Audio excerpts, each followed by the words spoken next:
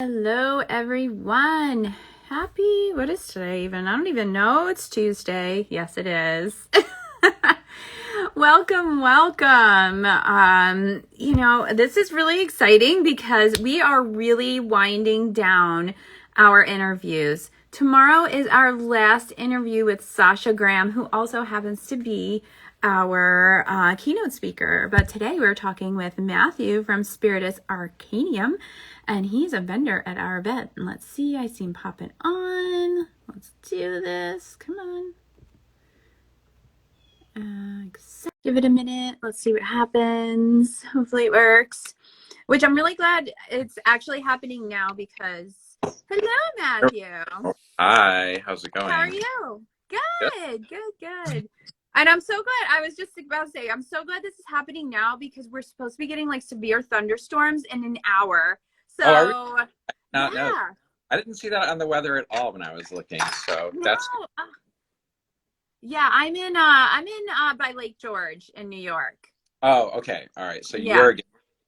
I'm all right. You're good. You are all set. It's just me, but my internet gets wonky when it thunderstorms. So I was like, oh no, I was so Yeah. worried, but we're good. So how are you doing today? I'm doing really well. Thank you very much. How are you? Awesome. Good. Well, and also congratulations on your new shop opening.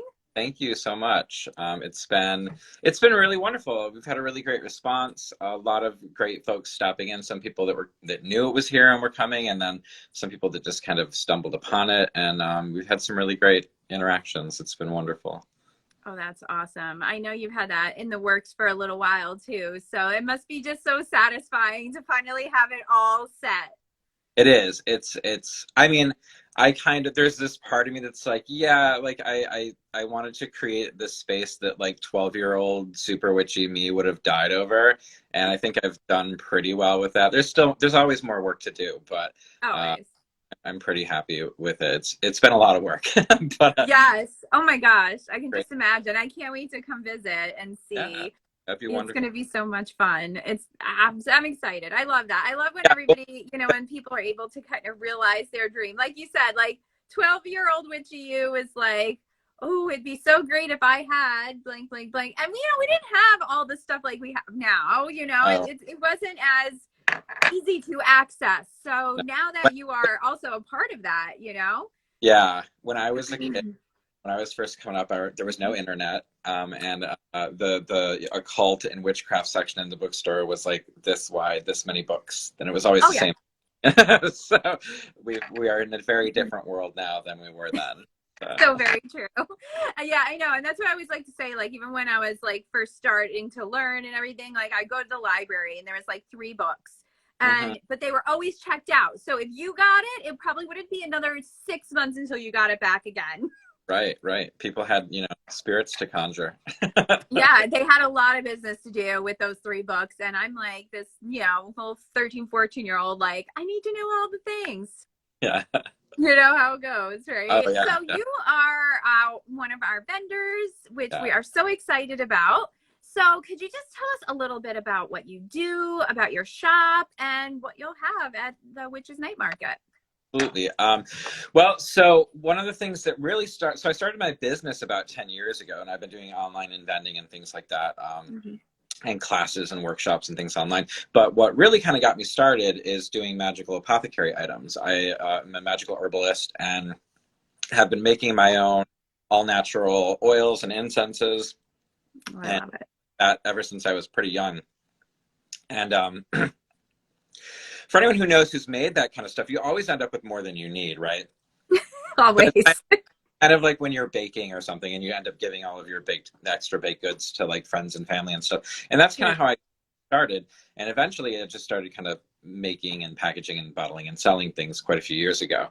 And so that's kind of what the core and the heart of a lot of my business has Mm-hmm. been the handcrafted incenses and oils and things like that. I think we're moving into and we're in a better place now with this. But at the time that I was really kind of started coming out and doing stuff, most magical incenses, most magical oils and things like that were really just scented synthetic fragrance things. Okay. It didn't have much actual natural botanical material in them. Mm-hmm. ingredients. And for me, as an animist, working with the spirits of plants is huge for me. And I mean, yeah, you can. There's something to be said for spiritual perfumes and things smelling nice and ritual, and that can be Right. like trigger, and it can be pleasing to spirits and things like that. But um, when we're working with the spirits of plants, when we're working with natural materials, they're lending their own virtues, they're lending their own spirit, they're lending their own Mhm. kind of nature to this working. So we're assisting with them, right? It becomes an Right. additional battery of power. It brings its own virtues to the magic we're doing, the spells we're casting, the prayers we're saying. And so that's been kind of a core of a lot of what I do. So I make a lot of like I do a lot of little incenses like this. This is an example of one. This hedge Mhm. hallow, which is a blend of different botanicals and resins. It is meant to be burnt on charcoal because I don't have Right. any. It was given to these to make them burn. It's just all the natural materials that are blessed and Oh, I prayed over. love. Um, and so hedge hallow is one that's made for hedge crossing, right? For spirit flight, for work.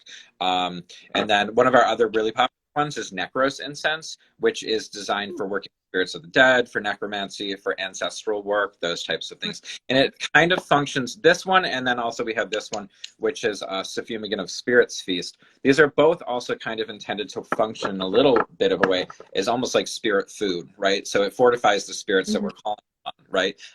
It's like a feast for them. It is enticing and it helps to strengthen them when they're in the Right. presence of ritual and Oh, such. I love that. So those are some of the incense things that I've done. And again, it's one of those things that's a major part of my craft. It's been a big part of how I connect for a very long time. So I have those there. I think I only have like a 6 foot table, so I'm like, what am I going to bring? And I think because That's now the hardest part, right? yeah, it's always hard to decide. And I'm like, well, the things I make will be unique, and no one else will have those. So, Right. uh, I know I'm gonna bring a lot of my oils and incenses. I have two different oil lines too. Mhm. One is kind of geared a little bit more towards like witchcraft and ritual and such, and that is the Ars Magica line. Which, so for example, this is like our witch's Sabbath oil, which is designed Ooh. for really kind of general witchery, but it's really wonderful for spirit flight type of stuff. But also if you're working with or honoring really any type of witch spirits, witch entities. Mhm. And then we have our horned god oil, which is a devotional one for working both with like all of the faces of the horned god, Right. the witch devil, but also with kind of the wild beasts of the woods. Um, Ooh. to go with the Necros incense, we have our Necros oil, which is a big one for, again, necromancy, working with spirits of the dead, ancestral work, and such. Excellent for that. And all of the oils, a lot of times people are like, well, I don't really know what to do with oils. Mhm. There's so much you can do with them. That's the best part about them, right? Right. With oils, you can use them for dressing candles, right? So you would take a candle and bless it and pray over it and apply the oil to it. Mhm. It helps to transform that from just kind of a piece of wax into a sacred object, right? Right. Uh, you can also use them for dressing and anointing things like amulets, talismans, poppets. I will use them sometimes to go around the house and mark or dress or do like protection sigils on top of doorways or windows and things like that. Yeah. Be added to mop water when you're cleaning the house. They can be added to ritual baths, of course. A lot of them you can wear. So there's a lot of options with that. Because I mean, honestly, this much oil for your average person, this much oil will last you like quite a while. You don't need, Yeah. Well, I think people don't realize that too. Like you literally just need a little bit. yeah, a little bit will do. Um, Yeah. if I do say so myself, I think honestly, horn god oil and the witch's Sabbath are like two of the best smelling ones. So Yeah. those are that sometimes I'll just wear because I like the way that they smell. But they also Right. um, so that's we have that line. And then I also have the Salem Conjure Company oils, which are the ones that are a little bit more folk magic, a little bit more practical everyday needs, right? Okay. So some of our more popular ones for that are, and again, all of these oils have like botanical material inside of them. They'll have like roots and such. Oh, The I black love. actually has black cat hair in it. That was lovingly donated from an excellent, wonderful cat. This is for it's kind of based it's based on a traditional recipe, and it's an excellent one both for uncrossing or taking off any type of harmful energies from you, removing kind of like bad luck out of your life, but then calling in kind of good fortune. So a lot of times people associate black cats with bad luck, but really black cats tend to be associated with luck in general. They can bring it Right. or And so black cat oil is one of those that's oftentimes favored by gamblers or those that are in games of chance. But also it can be worked really well for taking off cross conditions, or if you feel like you're just in a spiritual funk, kind of doing some spiritual cleansing a bit with that. Right, right. Um, That's a good one to use like when you walk out of Walmart. yeah, yeah, yeah. Or if you feel like, yeah, if you feel like someone's like throwing for you magically, or you just Okay. accumulate supply, it's not a bad one for that too. Um, Mm. And then we all can use some road opening from time to time. So like my other really popular one is our road opener oil. And this Right. one has a lot of different ingredients in it, but Ooh, it's a lot of good stuff. Look at yeah, that.